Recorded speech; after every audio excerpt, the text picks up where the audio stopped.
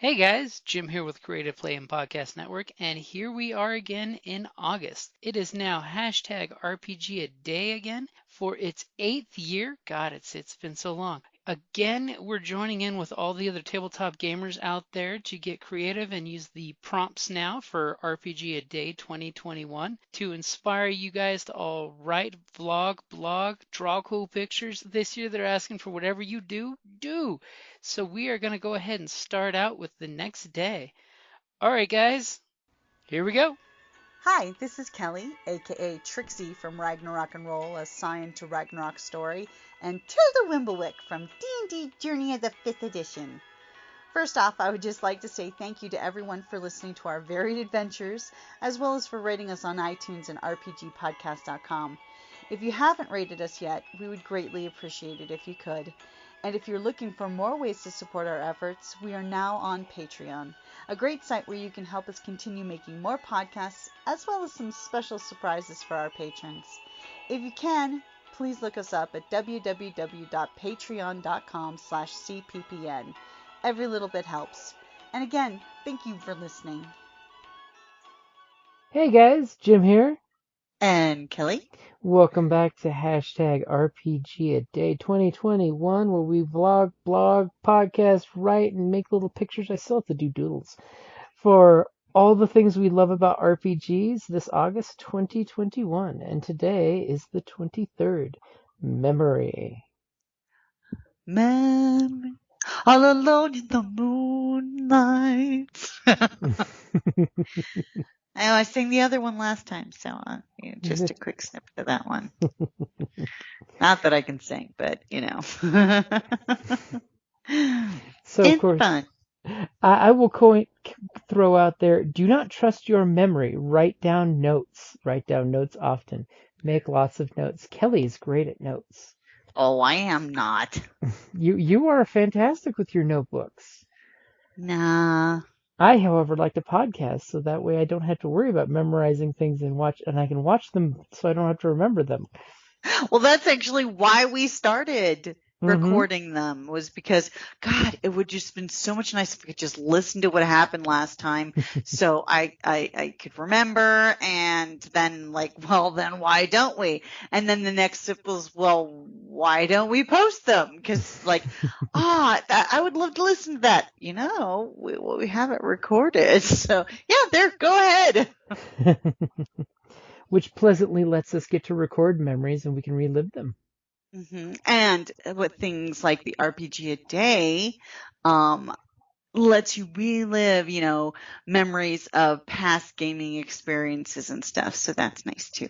That's definitely a good part of it, because part of gaming's big thing is the memories you make while gaming. Honestly, I mean that everybody has, somewhere they can sit down and say, no shit, there we were moment in a game and talk and reminisce about it.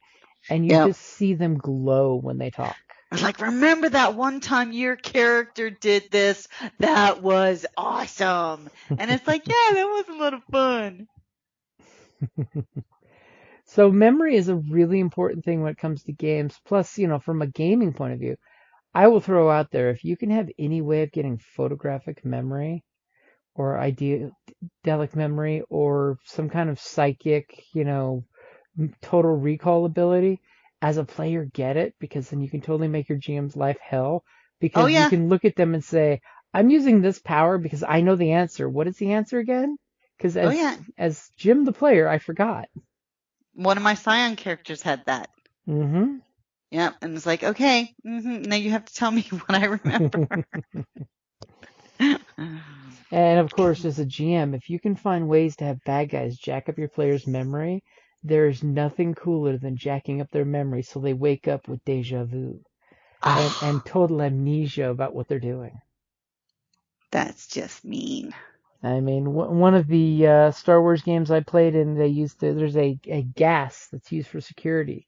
And there's been a couple different podcasts have all used it because it's such a great tool, but it's a knockout gas that a security company uses in Star Wars to take out people who are breaking and entering, and it also gives them short-term amnesia. What did you just say? Short-term amnesia. What did you? So you can totally have a fun one-shot of, all of a sudden you have all these players wake up and looking at each other, not knowing who they are. It's almost like, wasn't there a sci-fi comic book and TV show based on a bunch of people who woke up with amnesia? And part of their journey was to figure out who they were in dark matter. Yeah. Which you can have a fun game that way, especially if you can have a way of limiting where they go, like a spaceship or a village, having them figure out who the hell they are and what the hell they're doing. Yeah, and it was interesting because it gave them, it's like they had the opportunity to become different people. Mm-hmm. But then to find out that you're like this horrible person, I was like, what? Yes, in Dark Matter, the comic book and the show, they basically were your typical adventuring party. So it was all about blowing shit up and taking money. Are you implying that we're all just murdering hobos? Well, a good solid 70% with a little 20% of altruism dashed in and 10% survivalism. Because sometimes survivalism requires you to fall back on more than just memory. It makes you have to innovate and deal with quick surprises. I don't know. I think I want to try and, instead of calling murder hobos, maybe that we're a itinerant abattoir. I think it sounds prettier. That classes that shit up. Yeah. We're a mobile butchery. Mobile slaughterhouse. Yeah. Just itinerant abattoir sounds so much better. It sounds fancy. It sounds super fancy. Mm-hmm. And as a player, for a character idea, you can totally pull the amnesia card of, I washed up in the river and these people took me in and then I became an adventurer. And occasionally, if you're a player who's stuck on, you don't have anything for background and you can't think of any cool ideas, because we all think that when we're put on the spot, that you can go with the, I have amnesia, I don't remember anything past a year ago, and then do cool things in game where you're just like, oh, I have a flashback. Wait, I remember. I'm remembering something. Mm-hmm. I've seen this flashback from my bygone life before it all wiped away. So don't be afraid of playing with memory. I mean, that can totally be a fun thing. And as a player, never be afraid to ask your GM, do I remember anything about this person, place, or thing? Yeah, sure, make a roll. Yeah, because totally, I'm a huge fan when players do that. Would that be history? That could totally be history. It could totally be perception. I mean, depending on how you want to play it off, you could totally use it for different things. You know, it could be a knowledge check to see if you remember something, you know, like if it's Star Wars, a knowledge check to see if you recall from back in your day at university, you know, or back when you used to play chess and that old smuggler captain that trained you taught you all these dirty tricks. It's good to memorize certain things and not have to actually pull it out of memory, but actually just ask your GM, do I remember this in character? True enough. Because let's not forget, when we're playing our characters, we don't know 90% of our characters' background themselves, you know. We just know what we've come up with so far. Mm-hmm. And there's nothing cooler when reading a book when the character has a memory flashback that reveals something about their character. Especially if they go, I remember an old smuggler's port or an old pirate port. Because then it makes you think twice about the character. If you have memories of this place, I'm looking at you in a different light. And of course, for today, I'll throw out the other words since it's back to the weekdays. It is innovation, quick, and surprise. If you had anything you want to throw out for that. I'm not very innovative today. Okay. Then I'll be quick to throw in there that I'm a big fan of innovation. 5th edition is like the child of innovation for D&D because they took things from 4th, from Classic 3, and they brought some stuff from other RPGs like the Inspiration System, which is hugely cool. And I do like the Inspiration System. And the ideals, merits, and flaws because it makes you role play your character for a reward, which I'm a huge fan of because that's a great innovation. Yeah. And the fact that they created cantrips in 5th, which they totally took from 4th edition, which was the at-will spells. Yeah, see, I mean, it makes total sense too, because it's like back in the old days, I never wanted to play a caster because it's like they had such terrible hit points. You know, you stub your toe, you're dead. You know, and there was only so many spells you could cast, at least with cantrips.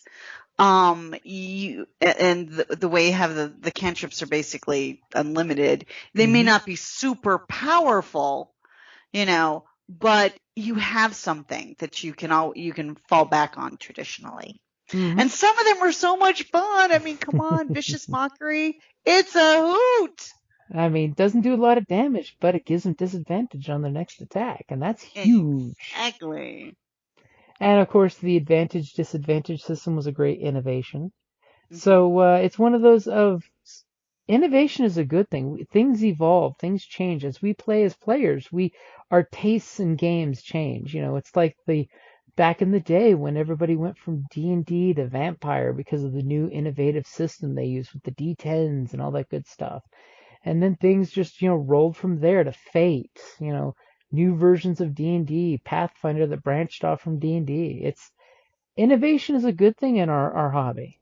And of course, quick I'll throw out is it's good to have quick decisions. So when the next person is playing, plot your decision before and try to come up with 2 or 3 things you can do just in case.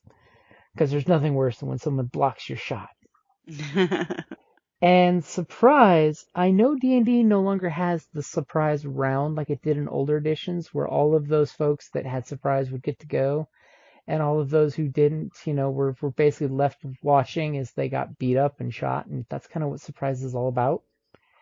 But it is good to use surprise in your game, so there's nothing wrong with... You can set an ambush. Yeah, you can totally set an ambush to give you guys advantage in the situation, as well as use stealth. Use the holding action trick to do something. But just make sure if you hold action, every GM will tell you, okay, so you're holding action. You're going to do what if what. So that way you don't just say, I'm putting my bow at the door shooting the first thing that comes through the door, because we will literally throw an NPC victim in front of your arrow and make you shoot them. You want to be specific for the first person who makes an aggressive action against my friends, I shoot. Or the first one that's aggressive against us, I'm going to charge and try to tackle. Or if I see this person starting to cast, I shoot them. And then you find out they cast a truth-telling spell to reveal that they cannot lie, and you shot them for that. Yeah, it doesn't matter. So surprise is an important thing, just like in real life. It's one of those of take advantage of surprise. And never be afraid of surprising your GM, because that's always a great thing. It's great when you do something that your GM had no freaking clue you were going to do, and it just makes the night magical. Not all GMs are as receptive to that. But yeah, there was a few times where we we did something totally unexpected. The flummox sucks in the moment, but it's surprisingly exciting when it happens because it means your players are really in the role and they're taking charge. And hopefully the GM can respond quickly with something innovative. And maybe something they planned ahead and they had in their memory. So I'm thinking we pretty much covered those topics. What do you think, Kelly? I think so. Alrighty. So that's going to wrap it up for August the 23rd memory.